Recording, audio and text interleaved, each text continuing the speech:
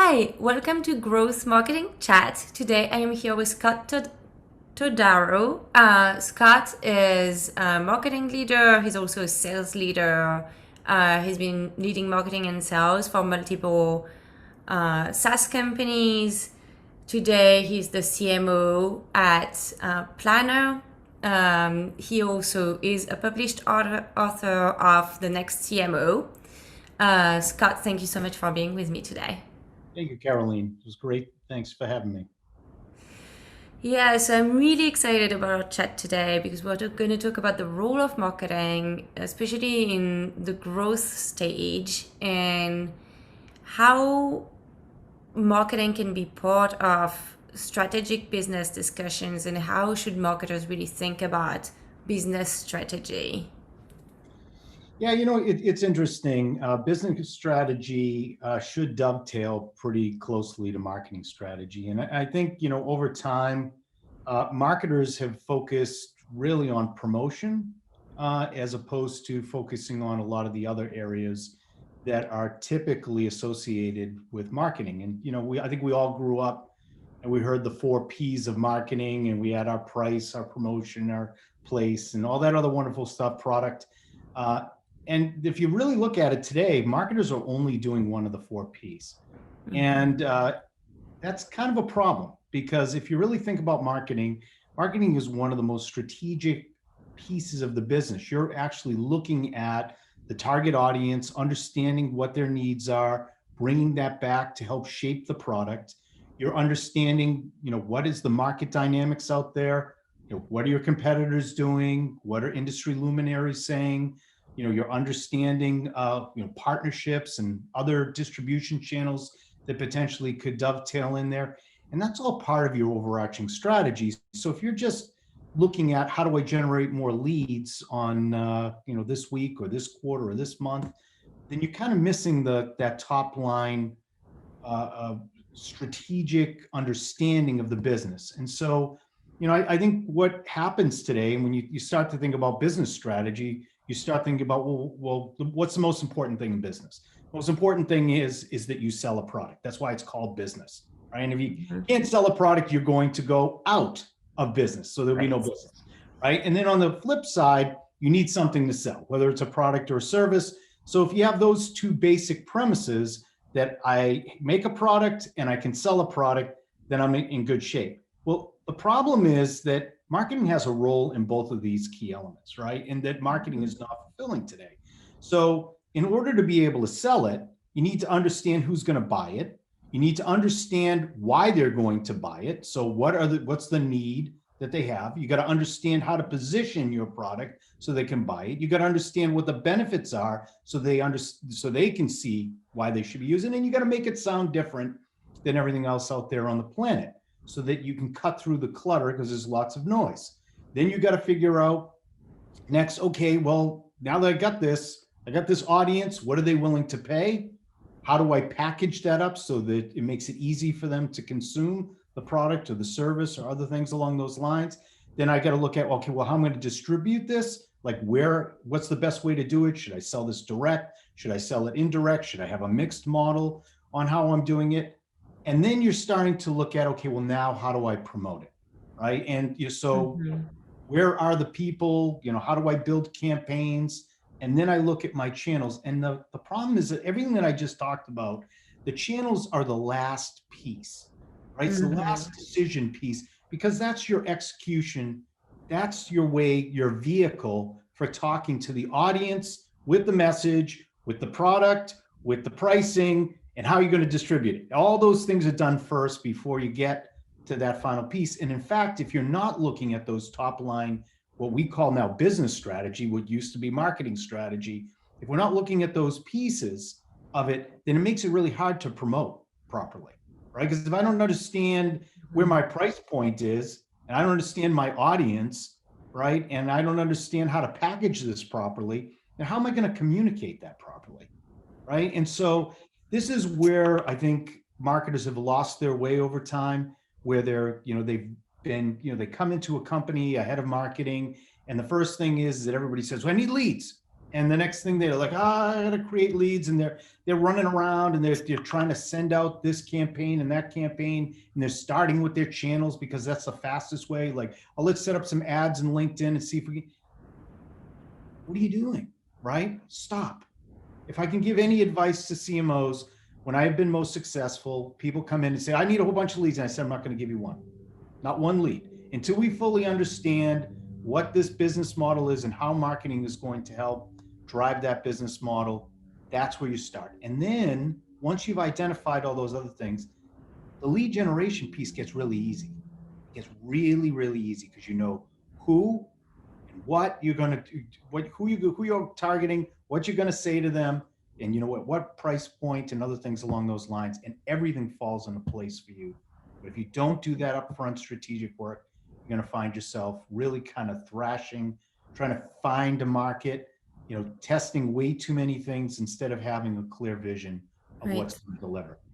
And also not necessarily testing the right things, right? For example, pricing.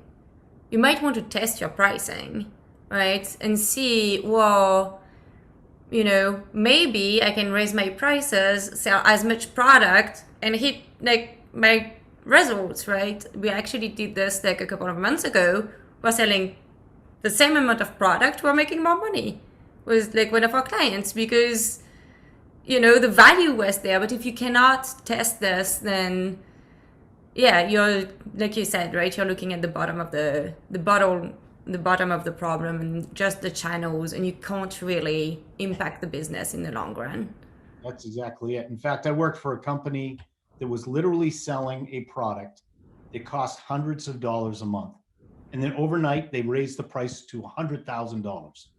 So from same product, didn't all they do is they rechanged the name of the product, repackaged it, and lo and behold, they were able to sell it for $100,000. So that the same thing that somebody else, if they just bought it 3 months earlier, could have gotten for hundreds of dollars a month, now became really expensive. And there's a perception associated with it. So if you're going after big companies and you're selling something for hundreds of dollars, they don't see any value in it. Mm-hmm. All of a sudden it aligns with the other products that they're buying, and it positions in their head that this is for me, right? And it also gets rid of all of the small. Conversely, if you're going to price it at $100,000, smaller company is going to buy it, and so that's part of your messaging strategy. Some companies will put their pricing up on their website. Some companies won't. You don't put your pricing up, there's a perception that it's really expensive. And so all of these things come into the psychology of understanding how best to message your business to your audience. And like I said, all of that comes with really laying out the foundation at the beginning of setting goals, building strategies off the goals, and then looking at what are those business elements, your channels, your pricing, your packaging, and then figuring out what is your campaign strategy for your promotion. It's all fits in together. It's all interrelated and integrated. And if you start at the lowest level, like I said, you're going to miss the boat. Right, absolutely. So, um, one last question for you is that a lot of the times, marketers might want to go and look at all of these things, but as you said, right, you start as a CMO, the first thing you're going to be asked is, where are my leads? I need more leads. How do you deal with this? What would be your advice for CMOs that are starting today? I would set the expectation up front that you're going to do an audit of the business. And so what is this? What's this audit thing? And it's like, basically what you want to do is sit down and say, I want to take the first 30 to 60 days and I want to talk to some customers. I want to talk to some partners. I want to review our business processes. I want to talk to the head of sales. I want to find out about services or other things that may be added onto your product. I want to get as much information as I possibly can. I want to talk to some industry analysts potentially, or if you want, looking at other services out there that do analysis. Pull all that information in and start to digest it. I always find that it's really good to help coalesce the messaging by starting with a positioning exercise. And you can invite all the other executives into that positioning exercise and drive them through the process of understanding who you're selling to, what's the need, how are you defining your product, the benefits and the differentiation. And once everybody on the executive team's in agreement, then they're all going to gel around everything you do, because you'll be able to continually point back to that positioning statement that's structuring the rest of your marketing plan. But if you don't do those baseline, analyses, then you're going to find yourself on the other side just really kind of guessing with a lot of stuff. And you're going to look, the only place you're going to be able to find stuff is to look at who was doing this before. And obviously, if the people were doing it before, you're replacing them, they didn't do it right.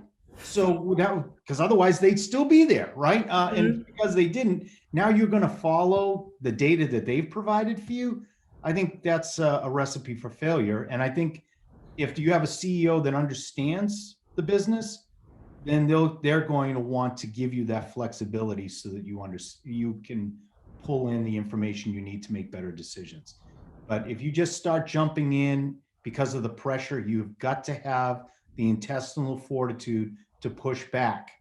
You just say, no, I can guarantee you I will fail if you force me into this corner, because I don't know enough to implement change here. I need more information.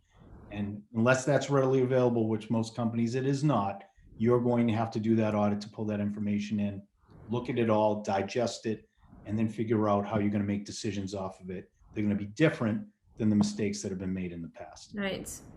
And I think something I really appreciate in your advice is also that if you include the executive team as you're going through the messaging statement exercise, then you can also get real buy-in, right, on at a top level. So as you said, right, everything else relates back to it. So that's definitely a really, really good advice. Yeah, no, it's no doubt. I mean, look, any CMO out there that does not have product marketing, go get it. And when you get the product marketing team, make sure that you get access to, pricing and packaging. Also, make sure that that product marketing person is a liaison to the product team so that you can help shape product as well.